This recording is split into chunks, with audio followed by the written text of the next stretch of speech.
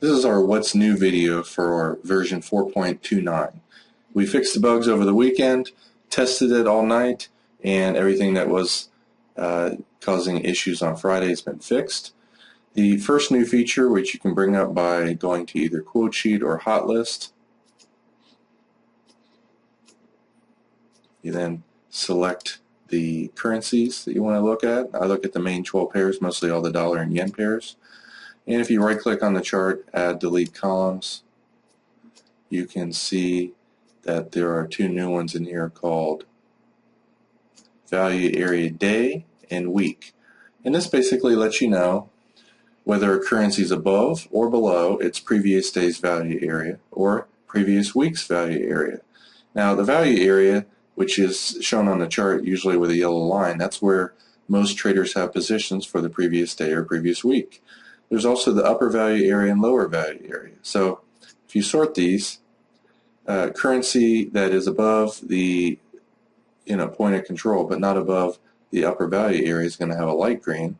If it's above the daily, in this case, upper value area, then it's going to show dark green. Same exact for the weekly. There's no currencies this week above last week's upper value area, but there are 3 currencies above last week's point of control. And so by basically doing this, I want to sort at this each day. Typically, you can see the dollar Swiss is up today, but it's still 25 pips underneath the average price. If it went up another 25 pips, more than likely it would find resistance there and come back down.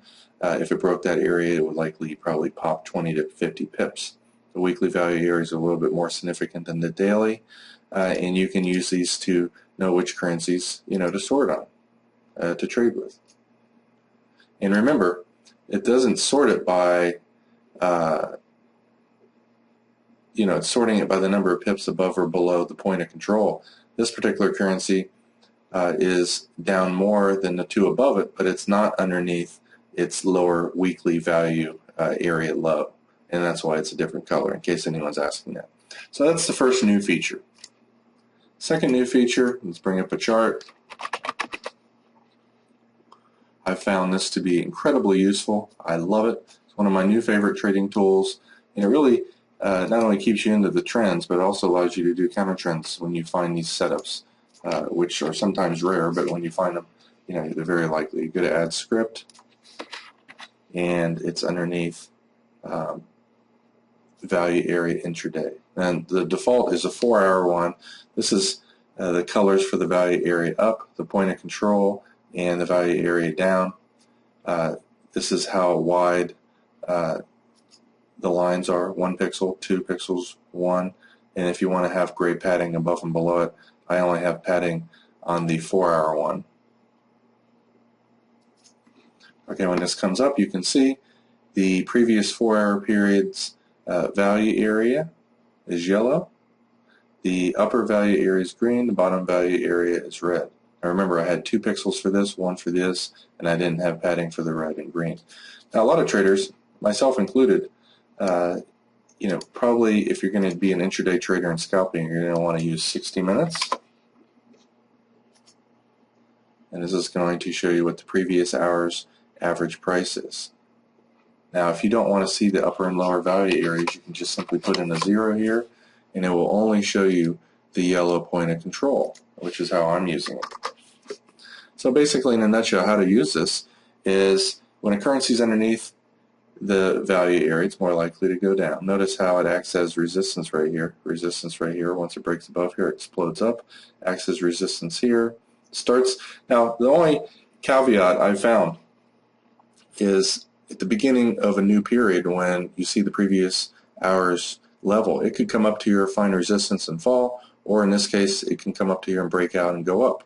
You can see this one started off slightly above the previous hour's point of control. That's because most activity was right here. When it goes underneath here, notice how it acts as resistance.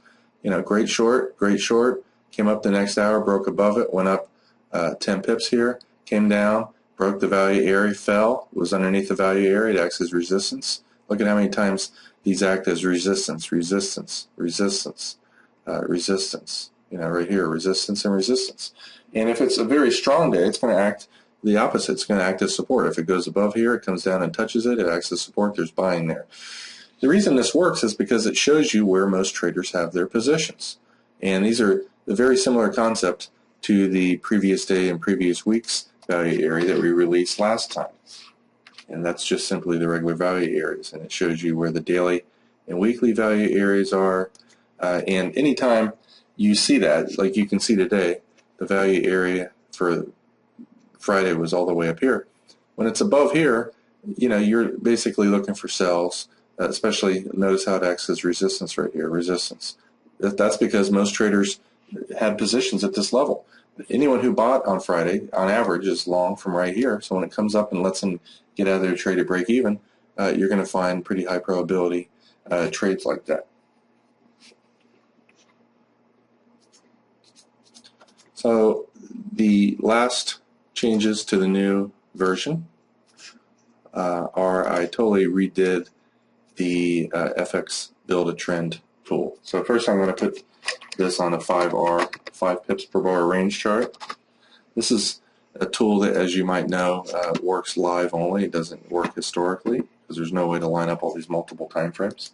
If you go down to FX build a trend histogram, you're going to see there's fewer options now. The trend candles, the first level is the weighting. The second one is the time frame. 15% weighting is the default I found that I liked. I don't use the second one. It's weighted 0. FX power index, it is using 25% for this. And the first one doesn't let you select any other time frame or period or whatever. What it's doing is it's using whatever time frame you have on your range chart. So if you have a 5 pips per bar, it's ordering range bar data for all the other currencies that we do the statistical comparisons on. The euro dollar, euro yen, dollar Swiss, euro pound, all of them are going to be using 5 pips per bar range charts. And one of the things I found was, let me just add this to the indicator here. One of the things I found was our new digital signal processing moving average.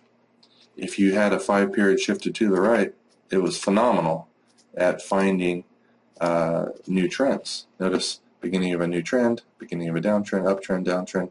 Obviously the markets chop around. It's very quick to getting into new trends. And I use that same technology in the new build your own trend because it is so fast. It's going to let you get into trends, so much sooner than before. Obviously this only works live, and this is a pretty dead time of the day. Whenever the price makes a new tick, it's going to start updating. Let me continue to go through those. So that's what that does. As you can see, it's finally showing because there was a tick. The FX power index, I'm not using this in the weight. Range ADX trend, because we now have the ability to order range data in the scripting language. I'm using the old ADX trend on, in this case, 5 pips per bar range data, and it's extremely fast. You don't have to wait for 9 5-minute bars to close, just 9 5 pips per bars.